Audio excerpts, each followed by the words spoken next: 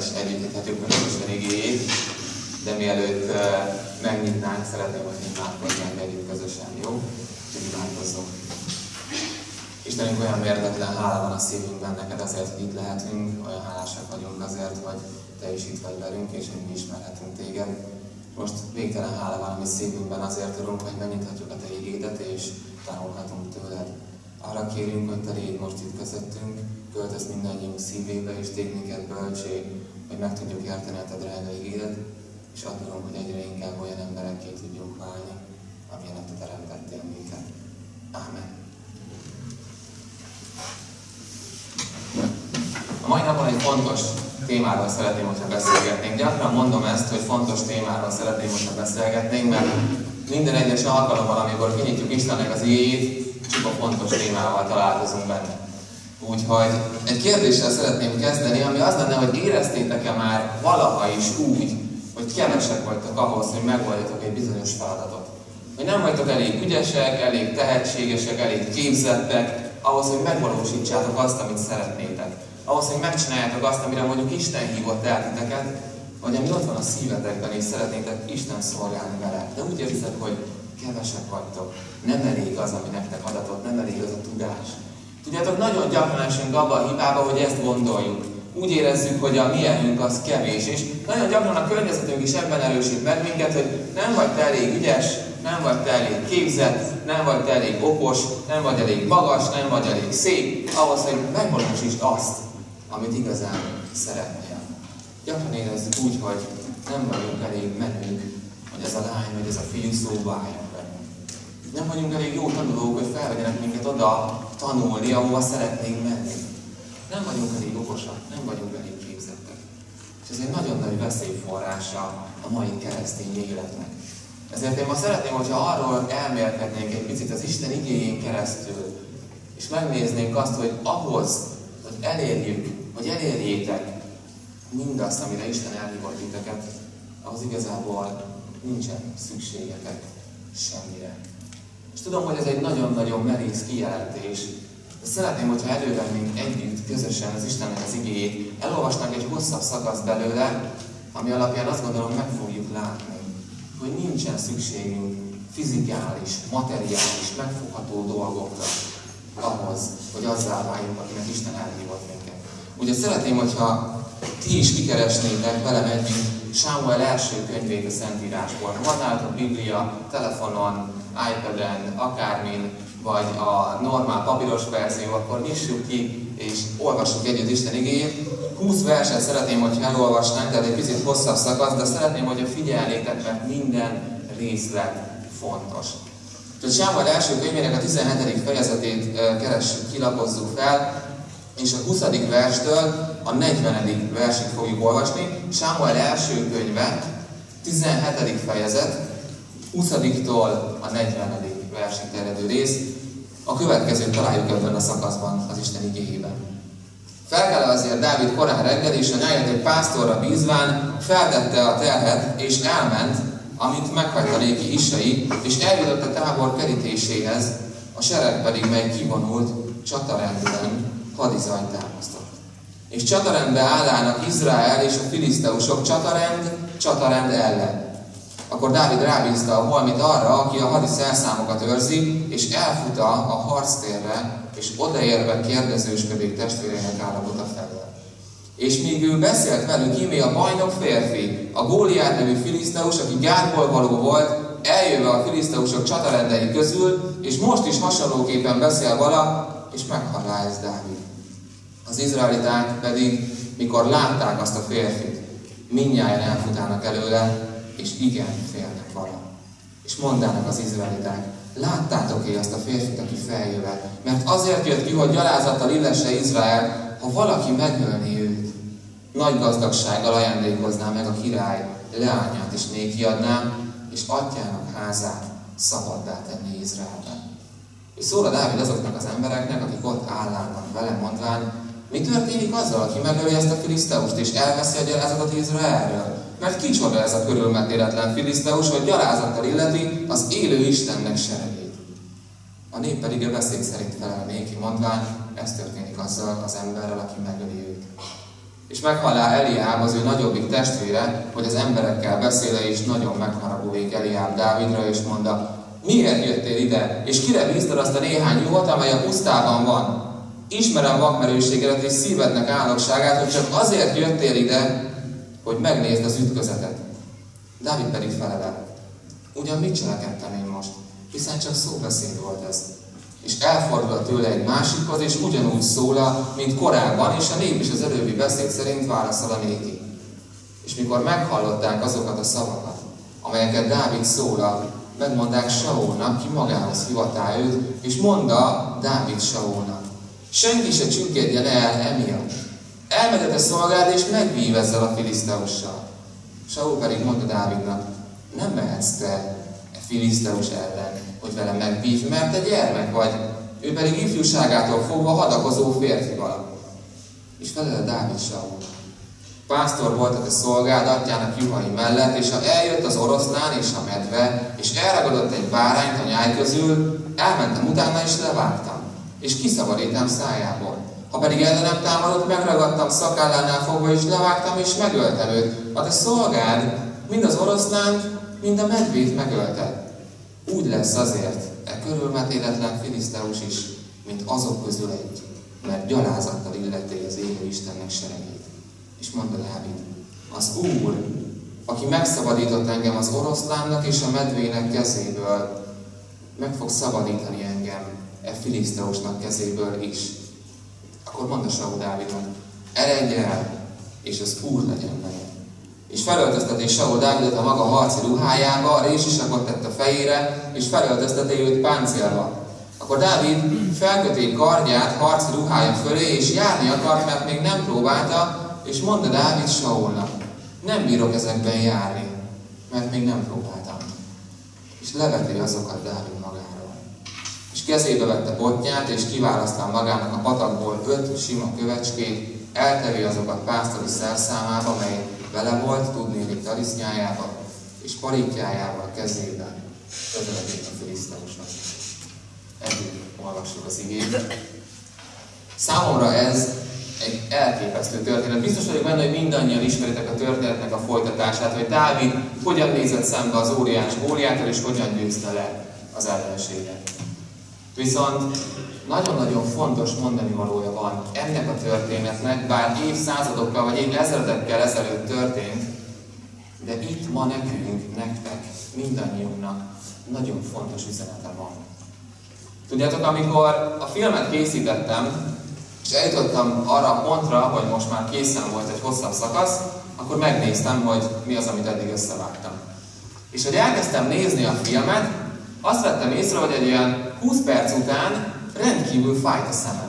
Kiszáradt, nagyon-nagyon rossz érzés volt, fájt a szemem. És elkezdtem azon gondolkozni, hogy vajon mit rontottam el. Rosszul fényeltem a filmet, hogy mi történt, nem szokott fájni a szemem, amikor filmeket nézek. Ennél vajon miért fáj?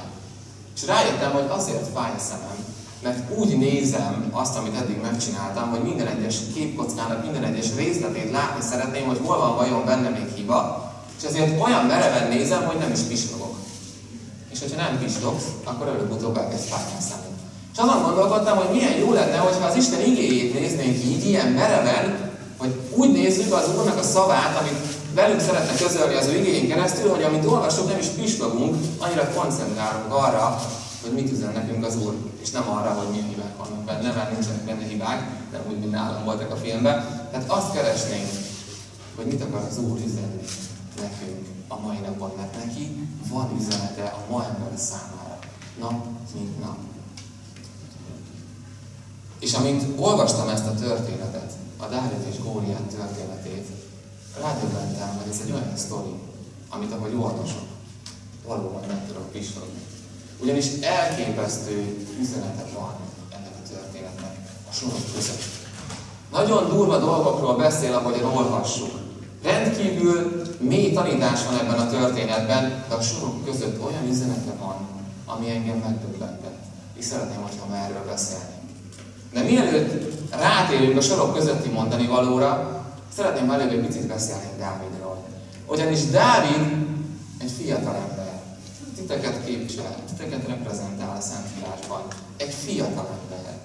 És tudjátok, Dávidból nem néztek ki a kortársai túl sokat. Nem tartották őt sokra, és nem is vártak el sok mindent tőle. Emlékezzetek vissza, hogy amikor megérkezik a próféta Dávid édesapjához, Isaihoz, és azt mondja neki, hogy keresem Izrael új királyát, hozd elém a fiaidat, mert szerintem itt fogom megtalálni a te családodban, hozd ide a fiaidat, mert itt fogjuk megtalálni Izrael új királyát. Akkor Isai, a Dávid édesapja, odahívatja az összes fiút, kivéve Dávidot. Dávidból nem nézte ki az édesapja, hogy király lehetne. Dávidot nem tartotta túlságosan sokra, még az édesapja sem. Nem nézte ki sokat belőle.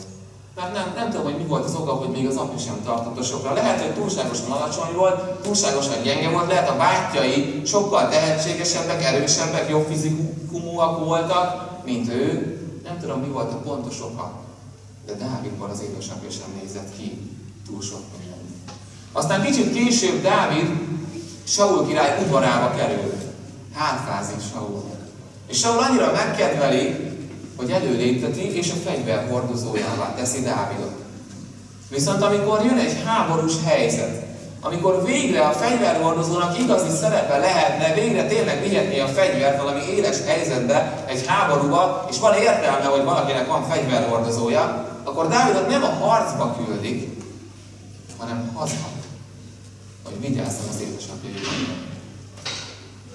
Nem néznek ki sokat Dávidból, és nem várnak el sokat tőle. A környezete folyamatosan abban erősíti meg Dávidot, hogy te méltatlan vagy, te tehetségtelen vagy, te még túl fiatal vagy. Neked nem kell nagyokat álmodni, úgyse tudod megvalósítani. Nincs meg hozzá a képzettséged, az ügyességed, a talentumaid, a kvalitásod, az eszközeid. Te csak ne álmodozz. Voltunk már ilyen helyzetben, hogy minket is ebben próbáltak megerősíteni. Te csak ne álmodozz. Úgyse tudod elérni azt, amit szeretnél. A szomszéd se érte el, a szüleid se érték el, te sem fogod elérni. És ez egy óriási veszélyforrás. Tudjátok, nem szeretjük a próbákat. Dávid életében ez egy próba. Hiszen ahelyett, hogy a népéért harcolnak, ahelyett, hogy megvédené az övéit, ahelyett hazaküldik a nyájhoz, hogy végezzen egy látszólag alantas munkát. Miért engedi ezt Isten? Miért csinál Isten néha ilyet velünk? Miért engedi, hogy néha ilyen üres járatok legyenek az életünkben? Tudjátok, azért, mert akik Istent szeretik, azoknak minden javukra van. És a mindenben nem csak a jó dolgok vannak benne, hanem a rosszak is. Minden a javunkra van.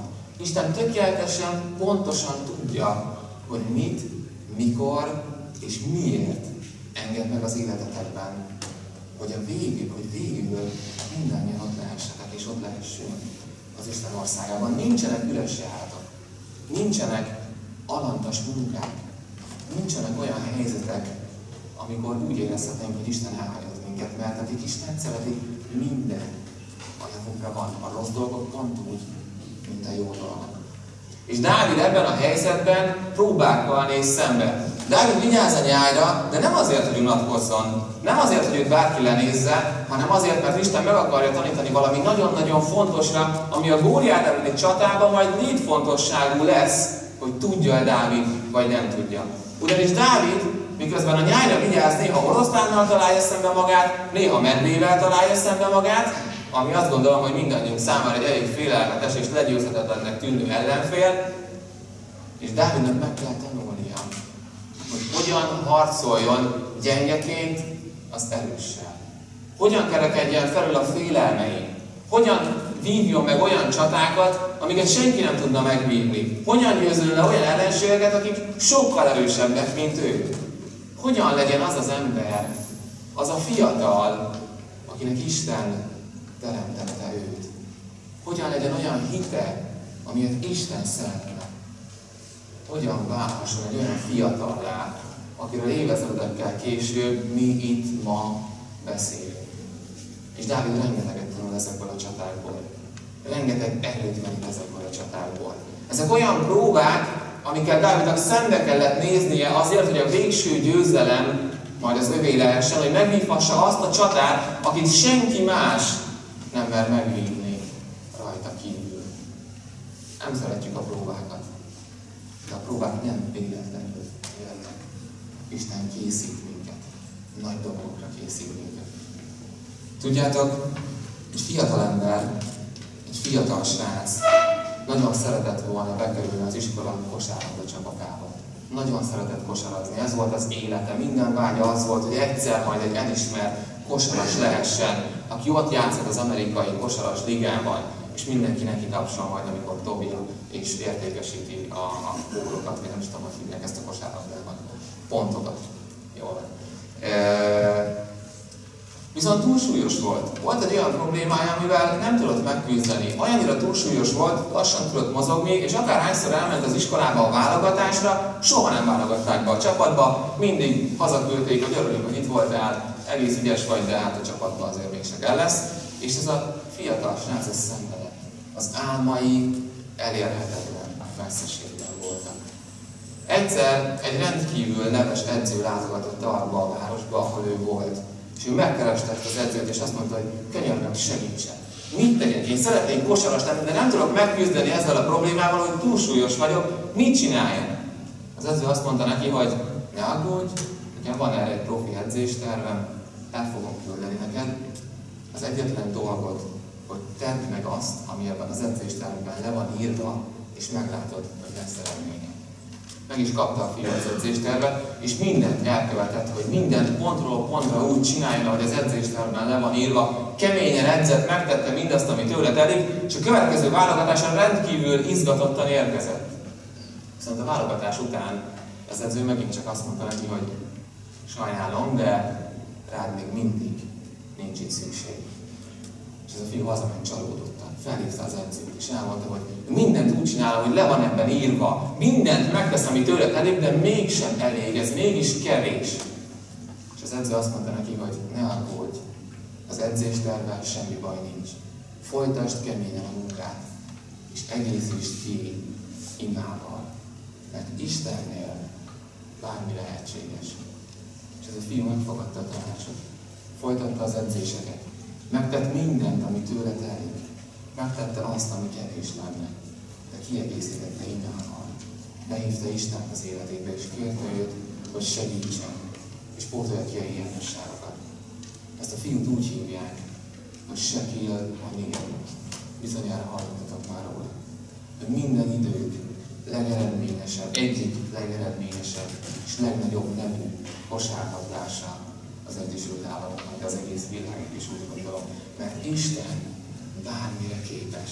Istennel előttetek nincsenek lehetetlenek, mert nektek mindenre van erőtök a Krisztusban, aki titeket megerősít. Olyan emberekké tudtok válni, akinek Isten teremtett titeket, aki egy sokkal másabb ember, mint amit ti el tudnátok képzelni, mert az Isten nagy dolgokat tartogat nektek, és óriási csodákat készített már elő számotokra. Csak vegyük őt komolyan, tegyük a kezébe az életünket, adjuk át neki az irányítást, és készüljünk fel arra, hogy nehéz lesz. Meg kell tenni mindent, ami tőlünk telik, és lehet, hogy az kevés lesz. De ott lesz velünk Isten, aki kipótolja a hiányosságokat, és megadja majd a győzelmet. Bármit is hozzá a holnap. És itt szeretném, hogyha rátérnénk arra a pontra, aminél valóban nem tudtam pislogni, amikor olvastam az Isten igéjét. Ugyanis ennek a történetnek az egyik legjelentőségteljesebb mozzanata az, amikor Dávidra ráadják a páncélt, de ő ezt nem bírja el. Gyenge hozzá. Erőtelen. És ezt a páncélt le kell vennie. Tudjátok, ennek a mozzanatnak sokkal komolyabb üzenete van annál, mint hogy Dávid kicsi volt, Dávid fiatal volt, Dávid gyenge volt, Dávid képzetlen volt, Dávidon sose volt még ilyen páncél, és nem bírta ezt el. Ez is igaz, ez mind igaz. De sokkal többet mond számunkra ez a szakasz. Ugyanis Pál apostol valami érdekesről ír. Azt mondja, hogy vegyétek fel a hitnek pajzsát, amellyel a gonosznak minden tüzes nyilát megoldhatjátok, az idvesség sisakját is fölvegyétek, és a léleknek kardját, amely az Isten beszéde. Azt látjuk, hogy itt gyengébekről is szó van. De sokkal többet üzen ez a szakasz, mintsem, hogy Dávid gyenge volt, mert itt jelképekről is szó van, hiszen a hitnek pajzsa többet árt, mint használ, ha nem a jó pajzsot veszed fel, ha nem a jó pajzs van rajta. Jelen esetben ez a fizikális pajzs, amit ráadtak Dávidra, ez jelképezi mindazt, amit mindenki ezen a csatamezőn hitt, ami nem volt más, mint hogy Góliátot az égvilágon senki nem tudja legyőzni, mert Góliát erősebb, hatalmasabb, képzettebb, ügyesebb, okosabb, szebb mindenkinél, aki itt van, és aki szembe megy vele, annak lehetetlen a győzelem. Dávidnak ezt a fajta hitet le kellett venni magáról, és messzire dobni. Mert ez egy olyan fajta hitnek pajzsa, ami többet árt, mint használ. Amikor úgy hiszed, hogy te kevés vagy, amikor úgy hiszed, hogy nem tudod megcsinálni, hogy soha nem leszel ötös tanuló, hogy soha nem fognak felvenni arra az egyetemre, ahova menni szeretnél, vagy soha nem fogod megkapni azt a munkát, amit igazán szeretnél, ez egyfajta hitnek pajzsa. Tehát nem hiszed azt, hogy az Isten ott van veled, aki teremtett, aki alkotott, aki csodákat képes tenni. Nem hiszed, hogy ott van veled. Ez a fajta hitnek pajzsa nehezebb, mint amit akárki is el tudna hordozni. Ezért ezt le kell venni, és messzire dobni magunktól. A következő dolog a sisak, amit Dávidra adtak. A sisak az üdvösséget jelképezi. Ami nem jelent más, mint tudnom kell, hogy kinek hittem. Tudnom kell, hogy Isten bármire képes, és Isten sokkal jobbat tartogat nekem, mint amit én el tudnék képzelni, ezért a halál sem lehet úr fölöttem. Mert Isten a fölött áll. Mert Isten mindig az utolsó szó, nem pedig az embereké. Ez a sisak, amit Dávid levett magáról, és messzire dobott magától, ez jelképezi a többi katona hozzáállását. Azt, hogy a többi katona rettegett a haláltól. Tudjátok, ők nem Góliáttól féltek, hanem a Góliáttal való összecsapás következményétől féltek, ami számukra a biztos halált jelentette. És ezt Dávidnak le kellett vennie magáról, és a lélek kardja, ez a kedvenc részem, ami az Isten beszéde. Ugyanis Dávidnak azt a kardot le kellett tenni, ami az emberek beszédét jelképezte. Azt, amit az emberek mondtak róla, hogy ő kicsi, ő kevés, ő alantas, ő képzetlen, ő tehetségtelen, ő ügyetlen, amit gondolt róla az apja, amit mondott róla a testvére, amit mondott neki a király, hogy ugyan már, hát te gyerek vagy. Az meg egy harcos. Hogy tudnánk belegyőzni? Dávidnak ezt el kellett dobnia magától.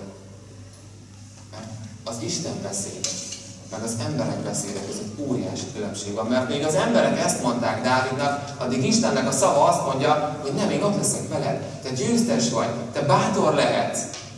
Mert én mindenben megsegítelek.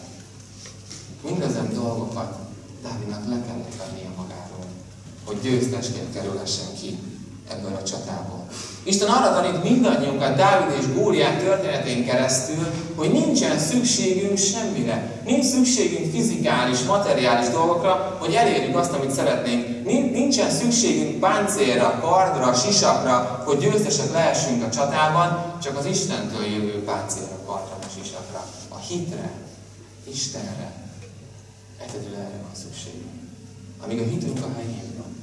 Amíg tudjuk azt, hogy Isten ott van velünk, és ha Isten velünk jöhet bárki ellenünk, addig minden rendben lesz. Sőt, addig minden rendben van. Nem kell félni semmitől. Tudjátok, nemrég egy jó barátunk megszerezte a jogosítványt. És az első kocsiját készült megvenni, és arról beszélgettünk, hogy vajon milyen autót is kellene vegyen, ami biztonságos. Hát egy első jogsisnak nem árt biztonságos a kocsia, nem? És arról beszélgettünk, hogy vajon milyen márkát válasszak. És voltak, akik az olasz autókra szavaztak, mondták, hogy az Alfa a legmenőbb, olyat kellene vegyen, az nagyon jó. Voltak, akik azt mondták, hogy a japán autók a legjobbak, mindenképpen a japán autót vegyen. Én német autópárti vagyok, én mondtam, hogy szinte mindegy, csak német gyártnak legyen. És volt, aki azt mondta, hogy nem, a Volvo a legtudibb, az a legbiztonságosabb, mindenképpen első kocsinak Volvót kell venni. De tudjátok, vannak azok a helyzetek, amikor teljesen mindegy, hogy milyen kocsiban ülsz. Mert nem fog tudni vigyázni rá. Vannak azok a helyzetek, amikor teljesen mindegy, hogy Alfa Romeo van, Honda van, Mercedes van, vagy Volvo van. Mert vannak pillanatok, amikor a kocsi kevés, ahhoz, hogy vigyázzon el. Egy lelkész egyszer hazafelé tartott egy nagyon esős estén, rosszak voltak a látási viszonyok, vizes volt az útburkolat, csúszósak voltak az utak, és egy óvatlan pillanatban egy vízátfutáson megcsúszott.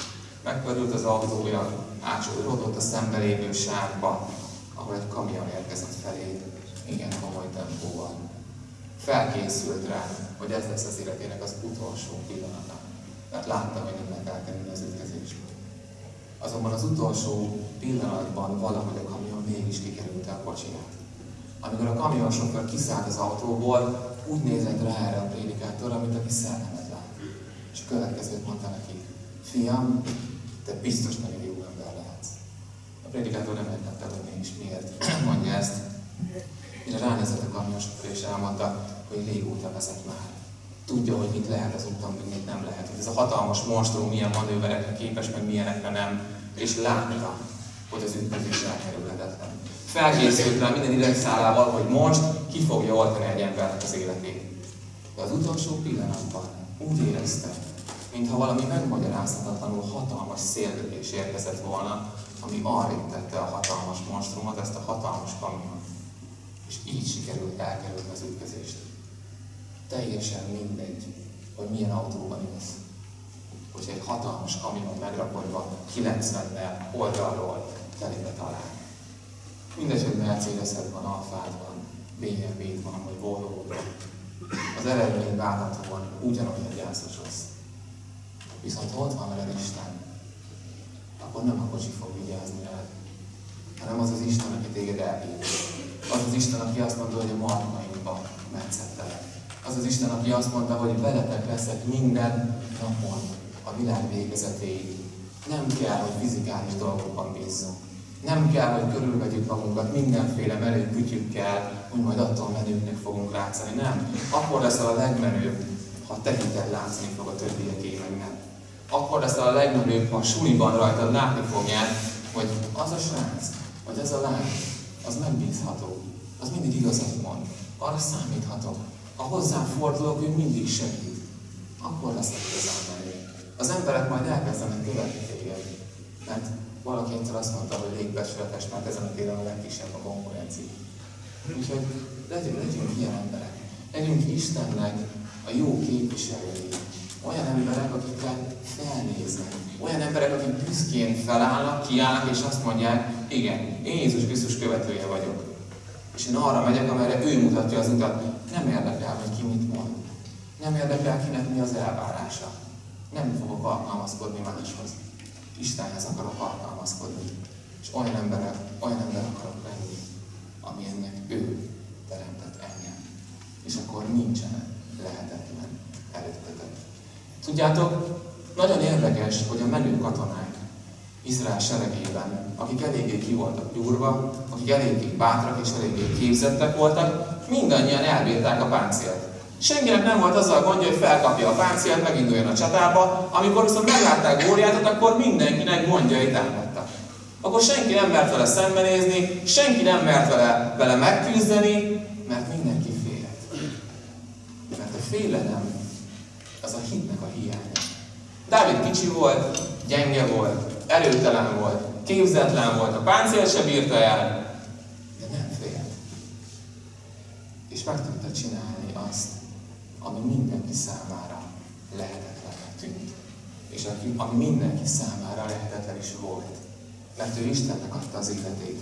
Mert ő azt az utat járta, amerre Isten vezette őt. Mert ő a próbában nem panaszkodott, meg nem berelt Istennel, hogy Uram, most miért vagyok itt a pusztában, miért a nyájra vigyázok, hanem figyelt arra, hogy Istenem, mire akarsz ezen keresztül engem megtanítani. Vajon mi minden van, amit én itt majd megtanulhatok, és majd gyakorlatba ültethetek.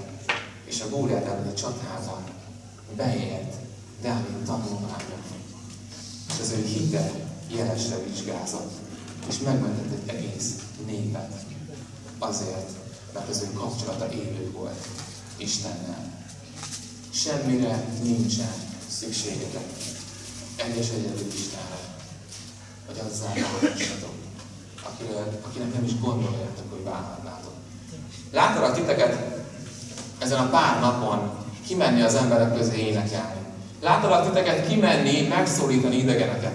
Hallottam közületek sokakat zongorázni, fuvolázni, hegedülni. Olyan tehetséges emberek vannak köztetek, olyan tehetségesek vagytok, hogy az elképesztő. Isten olyan dolgokat adott nektek, amivel úgy tudjátok majd őt szolgálni, hogy senki más nem. Csak merjetek bátrak lenni, úgy, mint Dávid. Merjetek felállni, kilépni a komfortzónából, és azt mondani, hogy Uram, hadd legyek olyan ember, amilyennek látni akarsz. És meg fogtok döbbenni, de nem csak ti, hanem a környezetetek is, hogy Isten mindent tartogat nektek. Egyszer egy film szereplőjének azt mondták, hogyha elveszíti azt az örökséget, amit az édesapja hagyott rá, akkor semmilyen nem marad. Ugyanis nem volt se munkája, se zöldkártyája, se biztosítása, se lakása, egy váltó ruhája sem. Minden azon múlott, hogy vajon megkapja-e az örökségét, vagy sem. És amikor az ügyvédje azt mondta neki, hogy ha nem kapja meg azt az örökséget, akkor mindenét elveszíti, akkor ez az ember ránézett, és azt mondta, hogy akkor is megmarad nekem Isten. Hozzam bármit a hol, legyen bármilyen nehéz.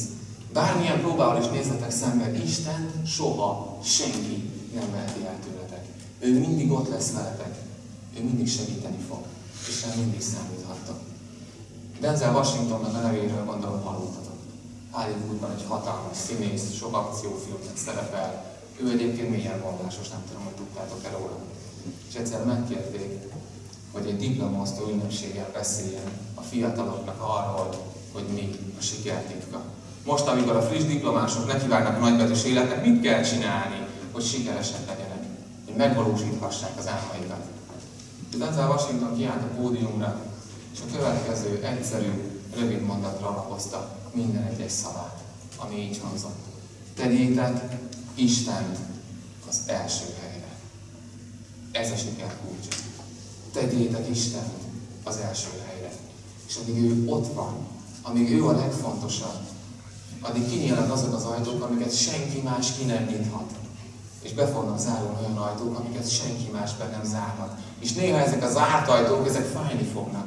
Mert lehet, hogy a ti tervetek az lenne, hogy én azon a zárt ajtón akarok bemenni, és Isten meg azt mondja, hogy nem, jó az, amit elgondoltál, nagyon jó, amit elgondoltál, de én nem egyszerűen jót akarok neked, hanem olyat, ami isteni, olyat, ami tőlem jön. Bíz bennem, mert olyan ajtót fogok kinyitni előtted, ami több, mint amire számítanál, vagy több, mint amire elvárnál. Sokkal több, mint amit te meg tudsz álmodni, vagy el tudsz képzelni. És én úgy szeretnélek elengedni titeket most erről az alkalomról, hogy tegyük Istent az első helyre. Soha ne feledjük, hogy vele mindenre lesz erőnk. És legyünk olyanok, mint Dávid. Erősek, bátrak. Az Isten szavát forgassuk, és menjünk mindig arra, amerre ő akar vezetni minket, hogy mindannyian olyan emberekké válhassunk, amelyeknek ő teremtett bennünket. Ámen. Szeretném, hogyha felállnánk, és közösen imádkozzunk.